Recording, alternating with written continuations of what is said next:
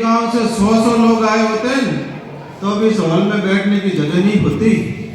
और हम बात कर रहे हैं हिंदू राष्ट्र की। हमारे अंदर तो जागृति का ही अभाव है।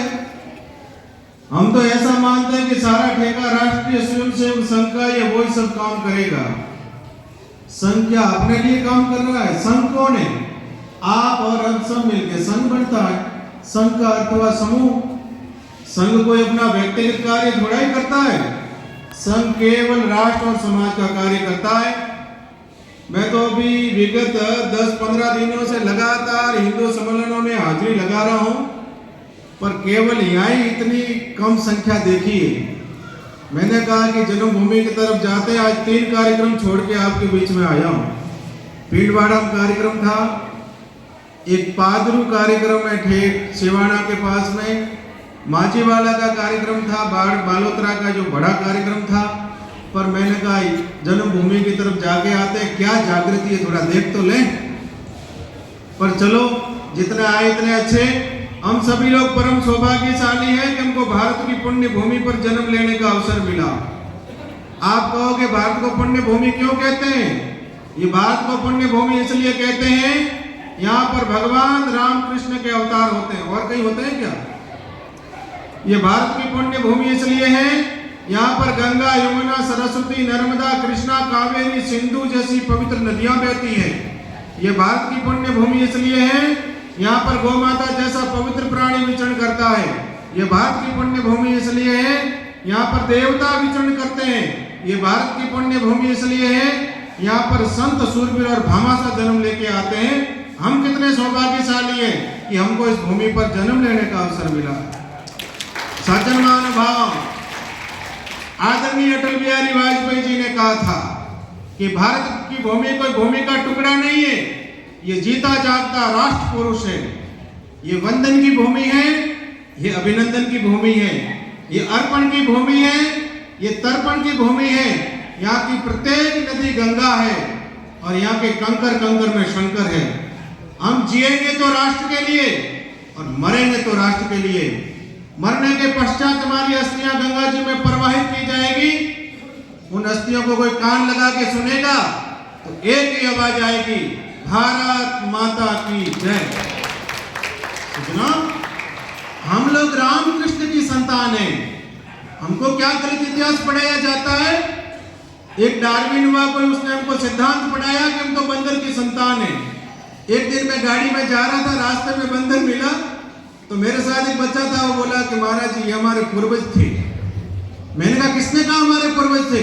हम तो ऋषियों के संतान हैं, हम तो रामकृष्ण के संतान हैं।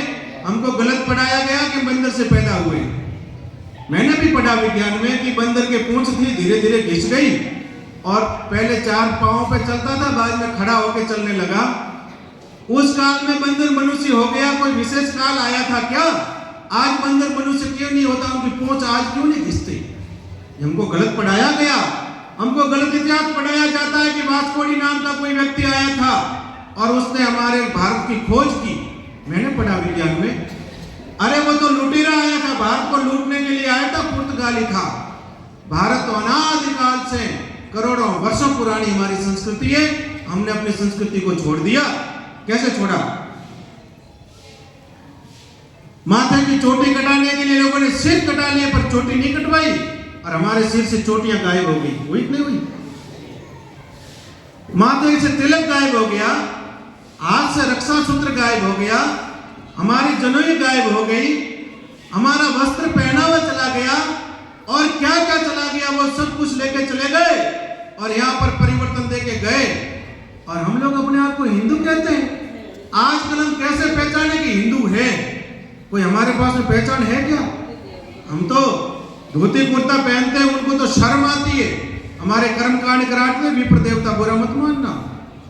जब कर्म कांड कराते तब भी धोती कुर्ता पहनेंगे। जैसे कर्म कांड पूरा हुआ धोती कुर्ता उतार के पैंट शर्ट पहन लेंगे।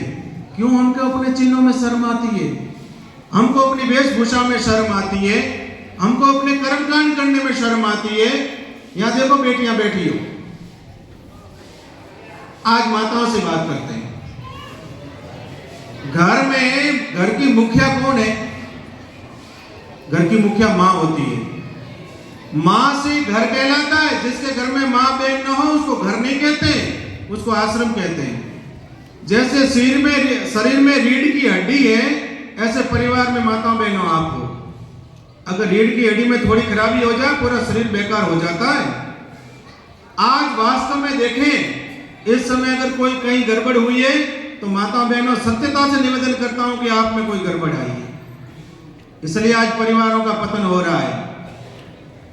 भाई साहब लव जिहाद की बात कर रहे थे, पूर्व में महाराज जी बोले होंगे, ईमानदारी से बताओ, हम लोग जितने बैठे आपने कहीं सुना कोई घर से बेटी उठा के लेके चला गया हो?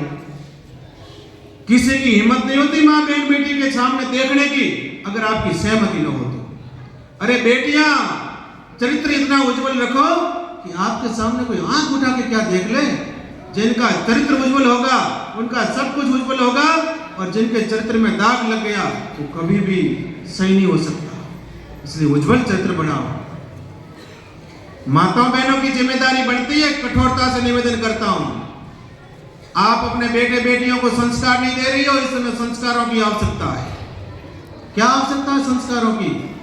हम लोग अपने माता पिता को प्रणाम नहीं करते, हम लोग आपस में मिलते तो अभिवादन नहीं करते हैं, हम लोग बड़ों का सम्मान नहीं करते हैं, हम लोग भाषा अच्छी नहीं बोलते हैं, हमारा खान पान बिगड़ गया, हमारा पहनावा बिगड़ गया, हमारा रीति रिवाज बिगड़ गया, हमारा तो सब कुछ बिगड़ गया।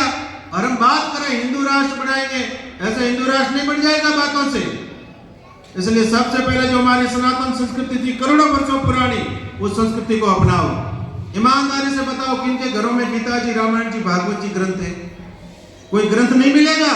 एका दुका कोई मिल जाए तो पता नहीं। हम घर में धार्मिक साहित्य नहीं रखते, हम शास्त्रों को पढ़ते नहीं है, सत्संग सुनते नहीं है, हम तो केवल मोबाइल में जो मोबाइल या ज्ञान मिलता है उसी के आधार पर चलते हैं और उसी के आधार पर सब कुछ करते हैं। तो कैसे हम हिंदू राष्ट्र बना पाएंगे? बेटियां, तुम्हारी वेशभूषा बिगड़ गई है। तुम लोग जींस पैंट और टी शर्ट पहनती हो। अभी यहाँ पर कुछ नाटक कर रही थी, जींस पैंट पहना हुआ था सबके। आज पता नहीं माताओं को इस समय क्यों भूत चढ़ा है। तो बेटा मैं तो जींस पैंट नहीं पहन रही हूँ, थो में पैर तो लारे रह के निर्णय आगे बढ़ा देला।